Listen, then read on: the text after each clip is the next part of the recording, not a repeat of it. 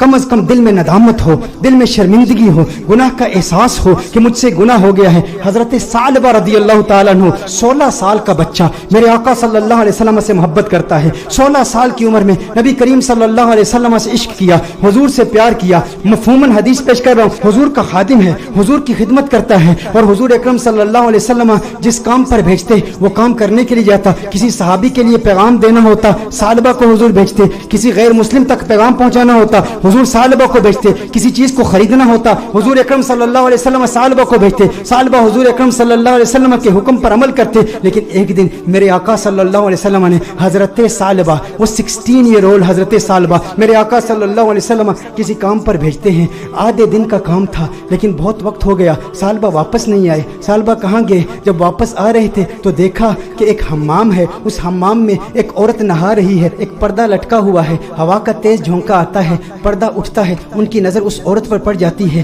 ان کے دل میں کچھ رغبت ہوئی، کچھ میلان ہوا، دل میں خیال آیا، ہے ثعلبہ دوسری نظر تو حرام ہے لیکن آج تو نے کیا کیا؟ آج تو نے اس عورت کو دیکھ لیا، یہ عورت نہا رہی تھی، تو نے اس حالت میں دیکھ لیا، تیرا دعویٰ یہ ہے کہ تو حضور اکرم صلی اللہ علیہ وسلم کا غلام ہے، اتنی کم عمری میں اللہ جل وعلا نے تجھے اتنا بڑا مقام دیا، اتنی بلندی دی، دنیا تجھے خادم مصطفیٰ کہتی ہے، دنیا تجھے حضور اکرم صلی اللہ علیہ وسلم کا صحابی کہتی ہے، حضور کا خدمت گزار ہو کے اس عورت کو تو نے دیکھا۔ ثعلبہ پر رقت طاری ہو گئی، اس قدر روئے، چہرہ آنسوؤں سے بھیگ گیا۔ ثعلبہ روتے ہوئے اپنے آپ سے یہ کہتے ہیں، ہو نہ ہو میرے آقا صلی اللہ علیہ وسلم پر یہ وحی نازل ہو چکی ہوگی، اللہ نے کلام کیا ہوگا کہ ثعلبہ منافق ہو گیا ہے، حضور اکرم صلی اللہ علیہ وسلم کی خدمت میں رہنے والا، اور اس طرح اس عورت کو دیکھ لیا، اللہ جل وعلا کی وحی آ چکی ہوگی، کس منہ سے حضور کی بارگاہ میں جاؤں گا؟ ہے ثعلبہ اب تو اس بات کا حقدار نہیں کہ تو حضور کی بارگاہ میں جائے۔ اس 16 سال کے بچے کے ذہنی خیالات اور اس کے ذہنی ارتقاء کو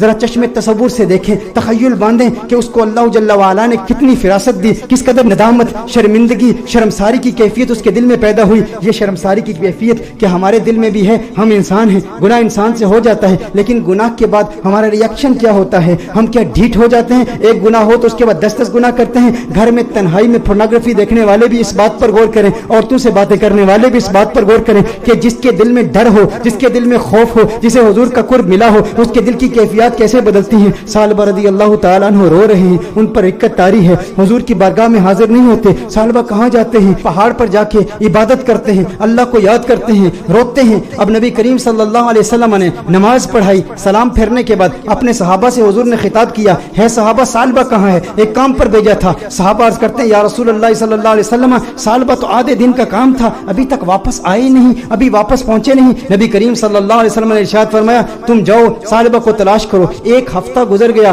ثعلبہ نہیں مل رہے، لوگ ثعلبہ رضی اللہ تعالیٰ عنہ کو تلاش کر رہے ہیں۔ دوسرا ہفتہ گزر گیا، تیسرا ہفتہ گزر گیا، میرے آقا صلی اللہ علیہ وسلم نے حضرت فاروق اعظم رضی اللہ تعالیٰ عنہ اور حضرت سلمان فارسی رضی اللہ تعالیٰ عنہ جیسے جلیل القدر صحابہ کا انتخاب کیا، کہا تم جاؤ اسے تلاش کرو۔ میرے آقا صلی اللہ علیہ وسلم نے ان صحابہ کرام علیہم رضوان کو بھیجا۔ اب یہ صحابہ تلاش کر رہے ہیں، 40 دن ہو گئے، گلیوں میں تلاش کر رہے ہیں، بازاروں میں تلاش کر رہے ہیں، دیہاتوں میں تلاش کر رہے ہیں۔ آخر وہ وقت آیا کہ جب وہ شہر کے مضافات تک پہنچ گئے، وہاں پر بلند پہاڑ تھے، چرواہوں کو دیکھا، ان سے پوچھا، کہا اتنا قد ہے، اتنی عمر ہے، رنگت ایسی ہے، نقوش ایسے ہیں، کیا اس بچے کو تم نے دیکھا ہے؟ یہ بچہ 40 دن سے غائب ہے، ہمیں نہیں مل رہا۔ انہوں نے کہا، کیا تم اس رونے والے بچے کا ذکر کرتے ہو، وہ جو روتا بہت ہے؟ کہا کیا مطلب؟ کہا اس رونے والے بچے کا ذکر کرتے ہو جس پر ہمیشہ رقت طاری رہتی ہے؟ کہا کیا مطلب، کون سا رونے والا بچہ؟ کہا جو تم نے اس کی ڈسکرپشن بیان کی ہے نا، جب ہم رات کو سوتے ہیں نا تو ان بلند پہاڑوں سے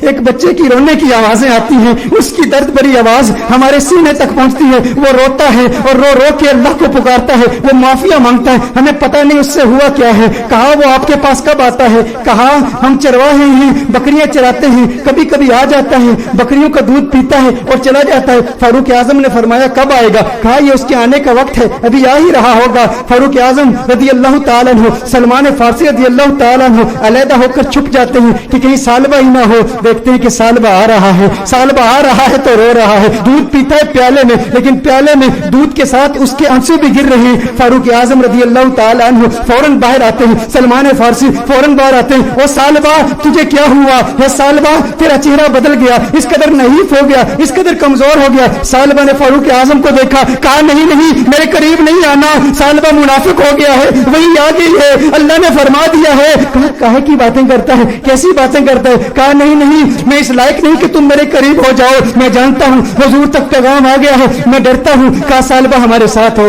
فاروق اعظم نے فرمایا ہمیں حضور کا حکم ہے. سالبہ نے بھاگنے کی کوشش کی، کہا کس منہ سے آقا کی بارگاہ میں جاؤں، اس چہرہ بددعا کو بھی دیکھتا ہوں اور ان حسیناؤں کو بھی دیکھتا ہوں. کہا سالبہ آقا کا حکم ہے. فاروق اعظم نے فوراً سالبہ کو پکڑا، حضور کی بارگاہ میں پیش کرتے ہیں. سالبہ کمرے میں جاتے ہیں، اس قدر بیمار ہیں، اس قدر کمزور ہو گئے ہیں، ایک صحت مند بچہ اس قدر کمزور ہو گیا رو رو کے. سالبہ رضی اللہ تعالیٰ عنہ 40 دن مسلسل پہاڑوں میں روتے رہے. اب کمزوری کی وجہ سے بیٹھ بھی نہیں سکتے، بستر پر لیٹ جاتے ہیں. اور پھر اس کے بعد میرے آقا صلی اللہ علیہ وسلم کمرے میں تشریف لاتے ہیں.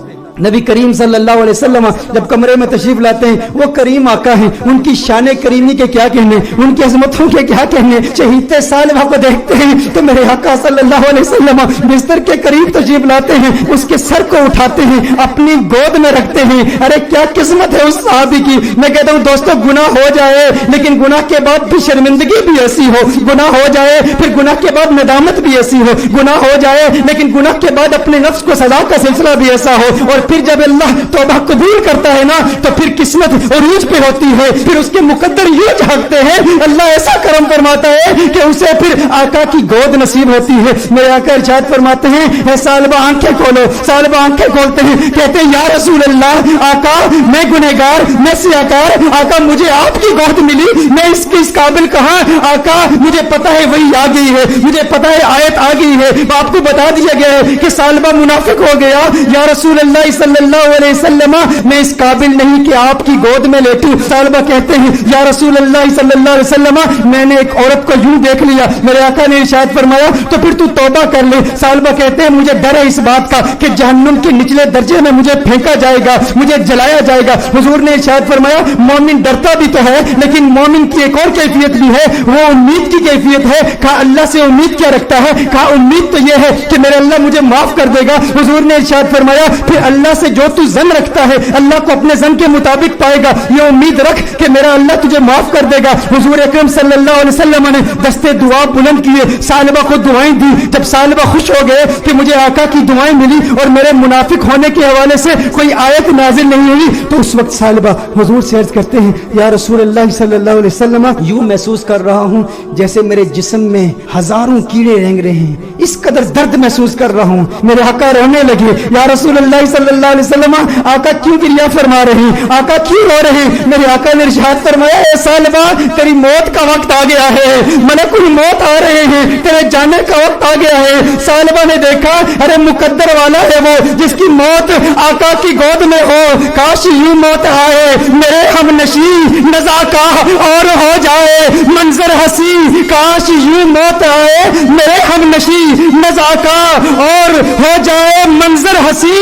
وہ ادھر اپنی زلفیں سوارا کرے اور ادھر دم ہمارا نکلتا رہے. ارے کیسا قسمت والا ہے. آقا کی گود میں سالبہ کی موت واقع ہو گئی، سالبہ کی روح قفس انصری سے پرواز کر گئی. میرے دوستو یہی پیغام ہے، اگر چاہتے ہو آقا کا کرم ملے تو آج میلاد کی محفل کا یہ پیغام لے جاؤ کہ غم کا ایک سبب گناہ بھی ہے. اگر تم گناہوں سے توبہ کرو گے ڈپریشن ختم ہو جائے گی، حضور کا پیار ملے گا، حضور کی محبت ملے گی، حضور کا عشق ملے گا. والدین کو وقت دو، اپنے بچوں کو وقت دو، نمازوں میں استقامت حاصل کرو، گناہ جو کیے ان سے توبہ کرو، جو نمازیں قضا کی ہیں، جو روزے قضا کیے ہیں ان کی قضا عمری کرو، حسن اخلاق سے پیش آؤ. جو رشتہ دار ناراض ہیں صلہ رحمی کے جذبے کے ساتھ ان سے ملاقات کرو، وہ پوچھیں کیا ہو گیا ہے، میرے گھر میں آج کیوں آیا ہے، کبھی نہیں آیا. کہا تجھے نہیں پتا کل کنز الہدیٰ میں محفل میلاد ہوئی تھی، آقا کا میلاد ہوا ہے اس لیے آیا ہوں. ارے جس سے مل رہا ہے ویسے تو تیرے چہرے پہ 12 بجے ہوتے ہیں، آج مسکرا کیوں رہا ہے؟ کیوں مسکرا رہا ہوں؟ کل حضور کی میلاد کی محفل تھی، میلاد ہوئی ہے. میلاد نے مسکرانا سکھا دیا، میلاد نے زندگی گزارنا سکھا دیا، میلاد نے گناہ سے توبہ کرنا سکھا دیا، میلاد نے ڈپریشن سے بچنا سکھا دیا. میرے دوستو آؤ آج دل میں یہ پختہ ارادہ کرو ہم گناہوں سے بچیں گے.